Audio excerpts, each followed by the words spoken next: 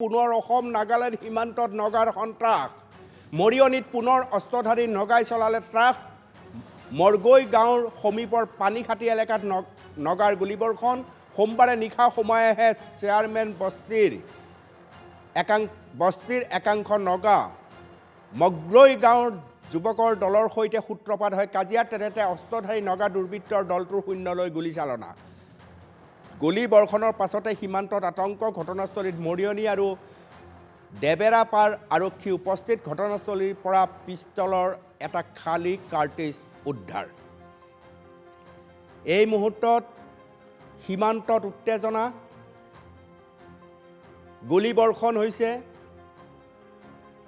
বৰ্তমান কি পৰিস্থিতি মৰিয়নিৰ পৰা কল্লুল মোৰ লগত ফোনত উপস্থিত আছে কল্লুল বৰ্তমান কেনেকুৱা পৰিস্থিতি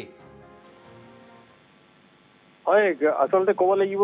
খুবেই এক দুৰ্ভাগ্যজনক ঘটনা যেহেতুকে মৰিয়নি যি সীমান্তৱৰ্তী অঞ্চল আছে মৰিয়নি দিছয় ভেলীৰ পৰা আৰম্ভ কৰি যি তিৰু হিলছ বনাঞ্চল আছে সেই দিছয় সংৰক্ষিত বনাঞ্চলৰ কাষতে কিন্তু নগা গাঁও কিছুমান লাগি আছে আৰু এই নগা গাঁৱৰ পৰাই কিন্তু বিভিন্ন সময়ত বিভিন্ন ধৰণৰ এনেকে নগাৰ আগ্ৰাসনৰ পৰা আৰম্ভ কৰি আমি বিভিন্ন ধৰণৰ বাতৰি সম্প্ৰচাৰ কৰোঁ আৰু এনেধৰণৰ ঘটনা কোনো নতুন ঘটনা নহয় এনেধৰণৰ ঘটনা প্ৰায় সংঘটিত হৈ থাকে যোৱা নিশা তেনে অনুৰূপ ঘটনা এটা সংঘটিত হৈছে যি মৰিয়নি অসম নাগালেণ্ড সীমান্তৱৰ্তী যি মগৰৈ গাঁও আছে সেই মগৰৈ গাঁৱত নগা দুৰ্বৃত্তই গুলীবৰ্ষণ কৰে নগা দুৰ্বৃত্ত এইবিলাক গাঁও বনাঞ্চলৰ কাষৰ গাঁও নেকি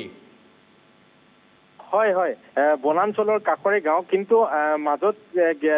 যি তিৰু হিলছ বা দিছয় ভেলী সংৰক্ষিত কিন্তু বনাঞ্চল আছে যদি নগাই গুলীবৰ্ষণো কৰে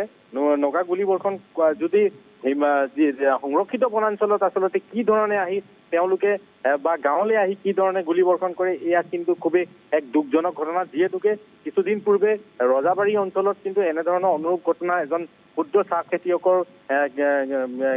খেতিত আহি কিন্তু তেওঁলোকে গুলীবৰ্ষণ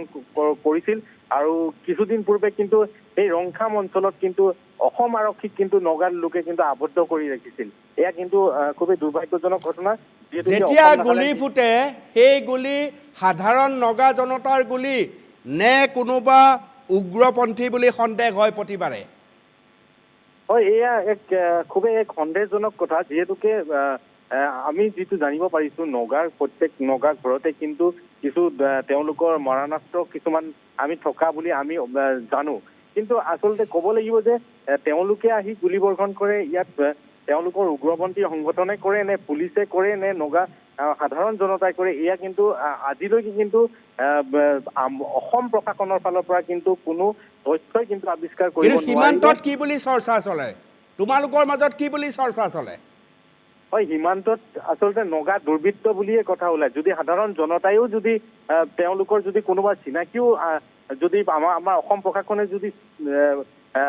ইনভেষ্টিগেশ্যন কৰে বা অনুসন্ধান কৰে তেওঁলোকে যদিও যায় তেনেহ'লে নগাসকলৰ ফালৰ পৰা কিন্তু নগা প্ৰশাসনৰ ফালৰ পৰা কয় যে এয়া কিন্তু নগা দুৰ্বৃত্ত হয় কল্লোল তোমাক এটা মই দায়িত্ব দিলোঁ যোৱা 6 মাহত হয় সীমান্তত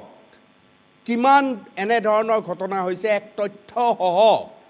তথ্যসহ ফকাছত এটা বাতৰি প্ৰকাশ পাব লাগে বহুত বহুত ধন্যবাদ তোমাক